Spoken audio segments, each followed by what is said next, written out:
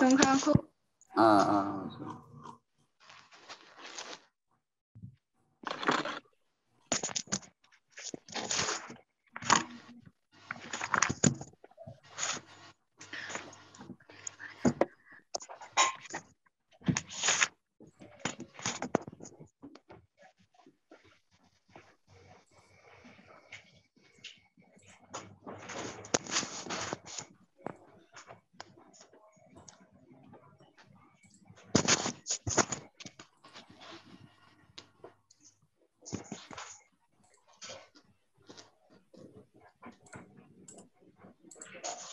มากันเมื่อน่ะมากันเดี๋ยวหมดอ่ะเดินนะทุกคนก็ไปเดินนะยิ้มโห่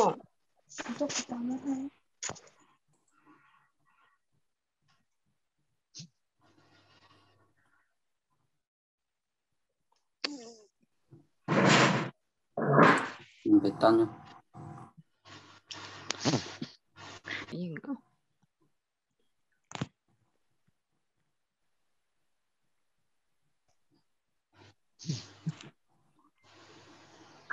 พอดีว่าสังเกตซี่กันนะทุกคนก็กำบอกกูก็เลยก็นึกว่าดีว่าคุณเม็ดตามเพลงสังเกตซี่กันนะไปได้แค่ว่าพวกไปซุ่มมันเลยว่ายุ่มยังทำหลอดยุ่มยังทำหลอดนั่งเหลือนเคยไปวางอย่าไปลักว่าห้างคู่นะอย่าลักหลักคู่หลับหลังนะราคาสังคำสังคำเอาในตัวตั้งสุดได้ง่ายสุดในว่ามันไล่ได้หนังยากกินเลยน่ารักตัวนั้นตึกพิษเสียงก็ไม่ได้ต่อเลยก็ไม่ได้ผ่ามือนะน้ำจะข้างตัวยังไงน้ำจะครับตัวตั้งสุดได้มันไล่กันตัวตั้งสุดได้เป็นตัวยังไงนาวันสวยนอนหนูสละเนี่ยมันเป็นโมมาเนี่ยก็หันเป็นนอนหนูเลยเนี่ยดูเอาอีกสละสละสิงมาเลยจังเหี้ยสละมาลุมเอานั่งก่อคือนั่งละตุมโมมาละดุมโมมาเนี่ยละตุมโมมาวันนี้ละตุมนี่แหละนี่ก็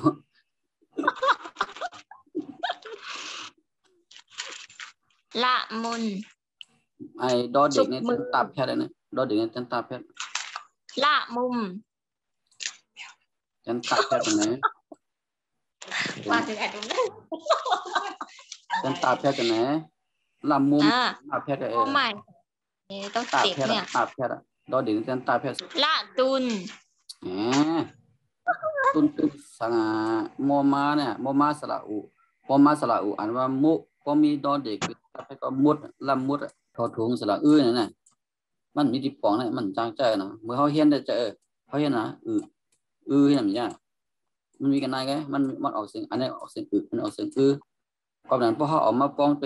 จ้องตัวเบเนี่ยนะเขาจะได้มีอ่างเข้ามานะจะได้เอาอ่างมาใส่ตั้งหลังนี่นะนับถือนั่นแหละวาเรือนกำตัวมันนับถือเอาท่านี้ก็เลยต่อนับถือคิดพึ่งเอาได้เยอะมันก็ตัวเรียวกันแค่ไหนเนี่ยรู้ถอดทุงยังไงตัวนี้สิ่งตอนนี้ก็สิ่งปล่อยรังพึ่งอยู่พึ่งรังพึ่งก็เป็นฟอฟ้าใช่ไหมเอาสิ่งพอพึ่งอย่างสิ่งฟอรังขึ้นข้านไม่โทน่ะขึ้นข้านไม่มีไม่เอกขึ้นข้านท่าทามนอนหนูท่าทามนอนหนูเนี่ยว่าท่าทานดีนะเอาอะไรท่านานกันไงหยาบนะวะ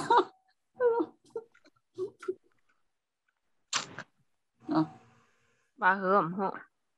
คันนะเอาเดี๋ยวสุดจะดีเหรอมันไม่ช่วยออกจากกับดิ่งยักในไงสุดนะตัวนี้นะพิษอย่างเดิมเลยเลื่อนตัวนี้เอามาท่าอารมณ์มันไงทอทหารเนี่ยงั้นด้วยนะท่าถางด้วยก่อนพูดซับแล้วนะกัน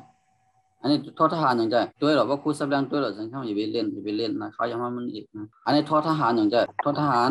ก็สระสระอามาใส่นี่อ่านว่าเถอะทาถ้าเอามาเอกมาใส่อ่านว่าเถอะค่ะ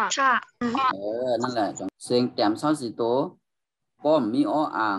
มีหอหีบอยู่ตั้งหลังนั่นนะก็เอาไม่เอกก็ย่อมไม่ทุกข์ย่อมมาใส่นั่นเป็นสิ่งจำเติมหมดอ่ะนะกำนั้นทอทหารตัวเนี้ยมันเป็นสิ่งแต้มเนี่ย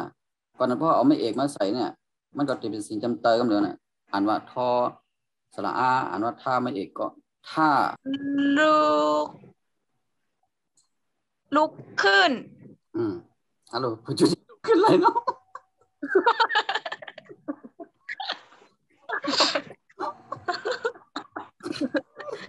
ขอขสระอาอ่านนะขอขสระอาอ่านนะค่ะก๋วยเตี๋ยวว่ากันนะตัวเอียงเพื่อนดิลิตเนี่ยค่ะนี่เอานะเนี่ยขอเนี่ยเป็นสิ่งเปล่าอย่างใจ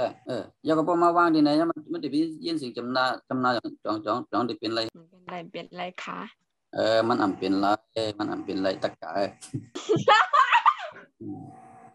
นะเพราะที่ไหนเป็นสิ่งมาวางดีไหนมันก็เป็นสิ่งเปล่านั่นน่ะนะตะกาวเขานะอันมามันหยาบนะนี่หมอว่าหยาบนี่พอเสียงคำพึกอ่านจะไหนนะหนึ่งแค่ไรไงนะย้อมบอกคืออ่านก็เลยนี่ใครเห็นไรนะเมื่อคำว่านางก่อนเอาขย้ำกว่า45 นาทีก็เหลือมือในแดงเก่าก็เหลือจะไหนต่างก็พอสมพอจะก็ล้ำตาเป็นเสียงคำนั่นนะตั้งนางกบของนั่นสองก้อนเนี่ยเอาขย้ำสุดหมอว่าจะพูดออกก็ยิ่งเนี่ยกันไหนเดี๋ยวมายอมเนี่ยนะเดี๋ยวมายอมเนี่ยนะอันโลกันนั้นเดี๋ยวมายอมก้านเนี่ยนะเดี๋ยวที่อันกินว่าปิดก้นเนี่ยเมื่อนาวันตาเนี่ยกันไหนก็ย้ำนะพยายามหมดเต็มมือเนาะทำนี้ให้เทื่องเนี่ยทำกำเขา3ก็นี่ลำตึบมาข้างลูกข้างสมมติแม่นั่นเดือดเปลี่ยนต่างเยอะใช่ไหมมันจริงลูกข้างมันดียากกันมาเลยเอาอ่านมาลูกข้างเลือนตาเหลือไงเลือนได้ลบออกเอาอ่านมาโอ้ยข้างคำเดียร์กินนะครับจะอ่านอย่าว่าหยับลูกข้างนั่นสังคำเมื่อเกิดในปืนห้องว่าเกิดปากขี้เนี่ยคุณใบหยับฝากครับจังก็มียามด้านนี้สังคำในใบหยับเดี๋ยวจะทำนะคุณหยอกเลยกันนะสังคำนะต่างก็ได้คุ้มหัดหยอกเหมือนสองคำหยอกเจ้านะสังคำเดี๋ยวจะทำนะกูหยอกเลยไงต่างก็คุ้มหัดหยอกลาซื้อกูจะล้ำกูเขาจะล้ำอะไรล่ะคู่อ่านเนี่ยเปอร์เซ็นต์ข้ามในหูไว้หยอกก็จะล้ำคู่เจ้นะเมื่อดังเป็นยำรันเนี่ยก็รู้อ่อนเนี่ยเมื่อเกิดปากขี้นะทางบรรดาพอเกิดปากขี้ในลาดใบเย้าแล้วก็คนเลยล่ะค่ะก็คู่เอาไปแล้วขี้วางคู่นี่กันเนี่ยฮัลโหลมันตอนนี้ลาดออกมาคนเนี่ยมันยากทุกคน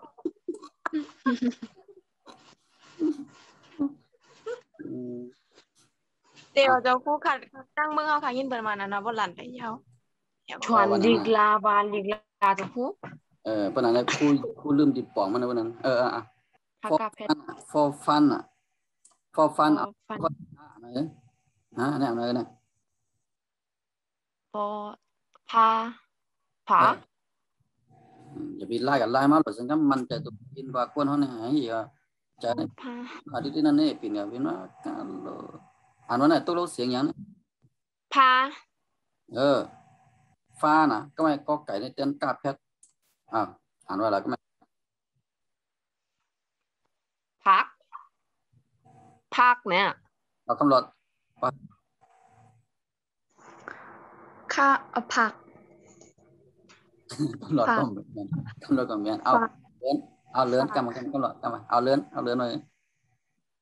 ฟัก เดินก็ไม่แม่นนั่งคือบ่น่ะเนี่ยคือนั่งคือก็ไม่แม่นนั่งก็ว่าน่ะนั่งก็ว่าน่ะตัวนั้นน่ะฟากไม่รู้นั่งก็ว่ารู้ผักฟากว่านั่นก็ผักเอาเคี้ยวต้องเลยนะมาจับสิสุดต้องตายนั่นนะมันมาจับกันเจ้าพ่อก่อนอะไรวะหรือเอายางจับไว้นะเดี๋ยวเลยอ่านปีฟากเสียงจำเตอเนี่ยตัวนั้นฟาก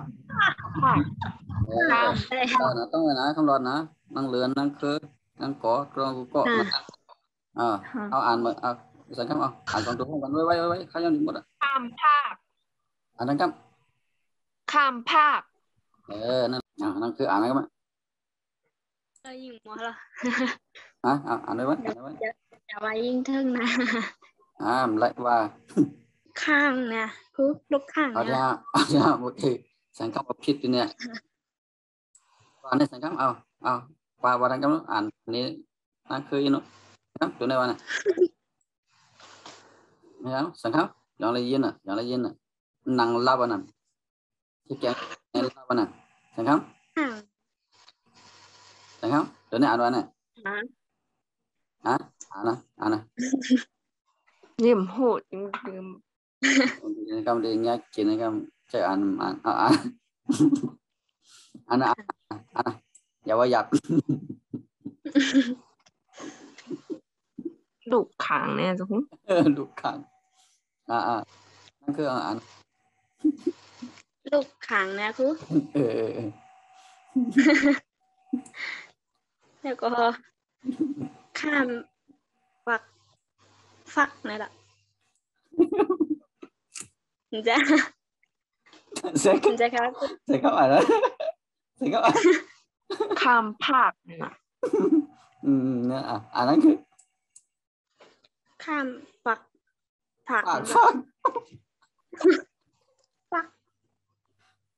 อยู่มั้ง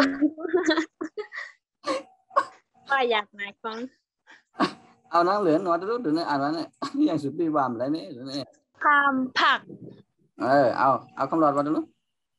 ข้ามผักนะเอากอมาดูอย่างสูเสียงมันเลยได้เนี่ยเชื่อเนี่ยเอากอมาดูเชื่อเนี่ยกอมาดูข้ามผักนั่นคือเอาไว้นั่นก็มั้งข้ามผักนั่นคือข้ามผักฟากเอาเชื่อต้องเหนือเนี่ยมาตื่นใส่สีส้มตั้งแต่เนี่ยฟากอย่าไปเหมือนอย่างว่าคือร่วมมันออกเสียงฟากเนี่ยร่วมมันดีตั้งได้อิดเนื้อมันดีออกมาปีกหูแล้วก็ร่วมมันดีออกไหลออกอิดกันนะฟากคำรอดน่ารักเนี่ยลิ้นตรงนี้รักคือมันเปิดตั้งล้อลิงพอรักเนี่ยเป็นล้อลิงรักน่ารักสาวพันเป็นเสียงยากหน่อยก็แต่มันถือไว้นะก็เป็นคำได้มันสานยากเป็นคำได้มันสะมันถือไว้สาวพันนั่นว่าไว้อย่างนั้นพักข้าวฟักฟักข้าวนั่นแหละเอาเคี่ยวดังเหนือในมัตเตอร์ใส่สีซุปดังเตอร์เกี่ยวกับว่าฮอลลาดเนี่ยเสียงมันถึงออกเสียงนะปิดลมออกมาจมเคี่ยวเนี่ยนั่นแหละแม่นะฟักนั่นนะอ่านดูฟักข้าวนั่นแหละแม่เนาะก็ไม่พูดอ่านนี้ฉันจำนะคือเขาจะเลยถ่อมเสียงนะชาวนาตายายยินดีรังดุมงามดีที่ชายชิงช้าชายคาน่ารักมะรุมมะรืนลายมือละมุดชุบมือมะนาวนับถือคิดถึงรังพึ่งสะพานขึ้นคานทนานคันนา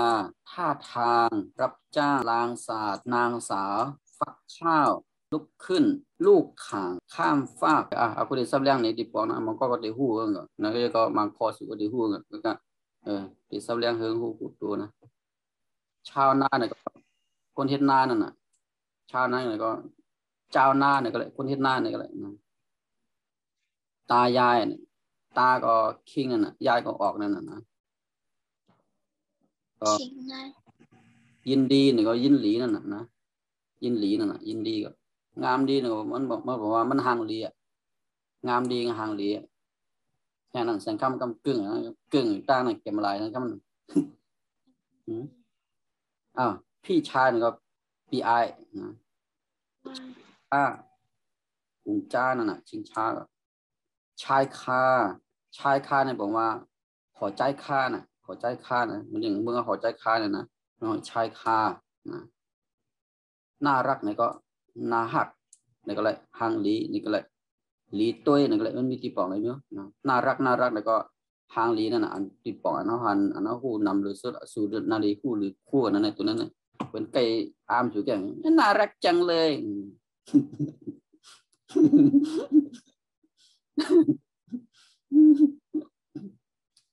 เนี่ยคำรอดคนได้ครัวยาเป็นอ้ามนำไหนกันสังคำอารมณ์นรก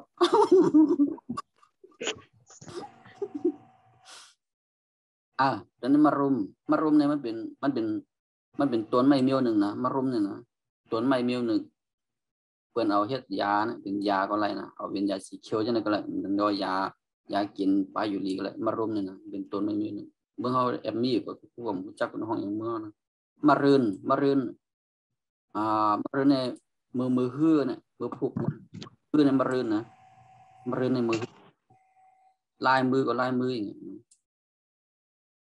ลำมดเนี่ยก็เป็นหมักไม่เมียวหนึ่งนะนี่นำนั้นนะสูแอร์พานุก็อย่าสูดิมรู้จักไปนะลำมดเนี่ยเป็นหมักไม่กินอะไรนะชุบมือเนี่ยก็จุบมือนั่นนะไม่ใช่เขาเอามือกับจุบในน้ำเนี่ยชุบเอามือไปชุบน้ำไปจุ่มน้ำเนี่ยชุบมือนั่นจุบมือมันนาวเนี่ยก็หมักอันนี้หมักผ้านะนับถือเนี่ยก็มันอย่างว่าเขานับถือในกรรมใจเดียวนี่เขานับยำค่ะครูนั่นน่ะนับยำนึกคิดถึงในก็ตาเลยปีน้อยโยสุภาพวนบ่ได้บอกเฮ้ยไหนตัวไหนบ่น่ะฮะใจถึงค่ะถึงตัวไหนบอกว่ารังผึ้งเนี่ยเป็นห้างผึ้งนะ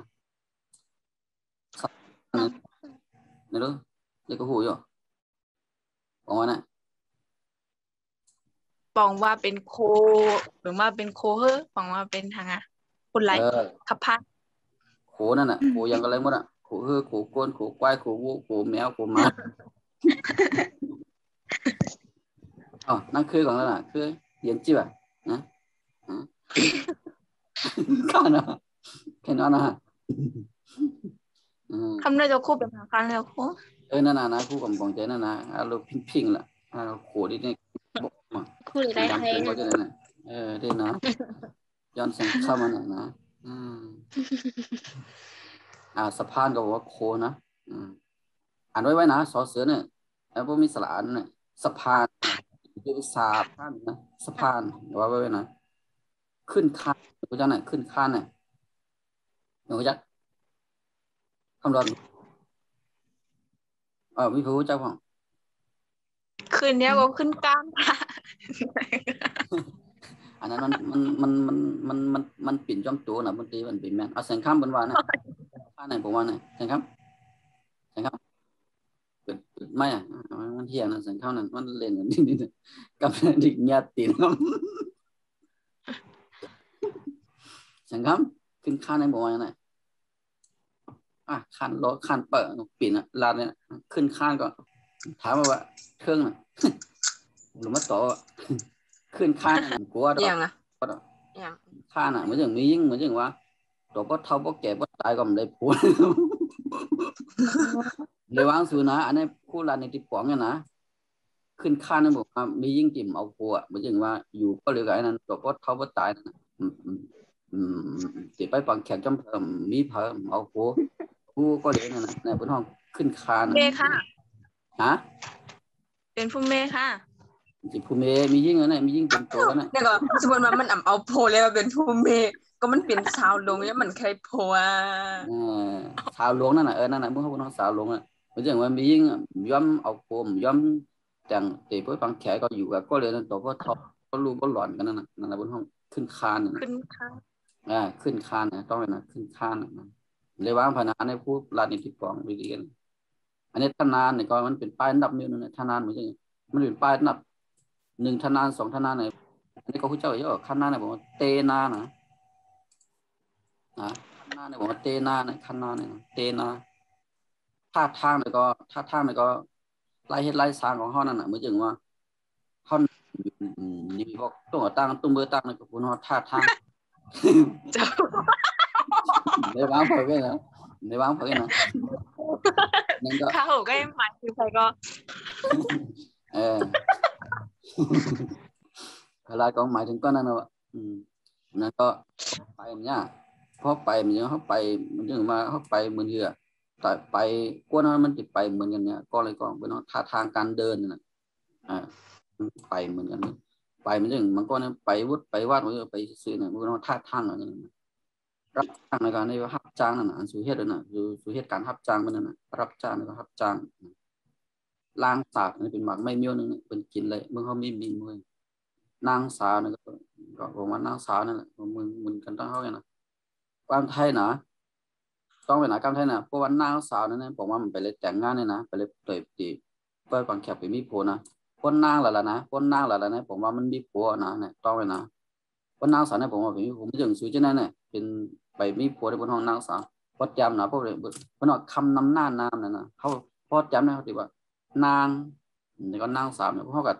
กับจำจีนเนี่ยเพื่อนที่คือจำเป็นนางหรือว่าเป็นนางสาวนั่นพอสุดที่นั่นจะเลยจำนางสาวนะพอเอาผัวบนที่ห้องนางอะไรก็เมืองไทยนะเป็นจำว่านางในอะไรกันนะ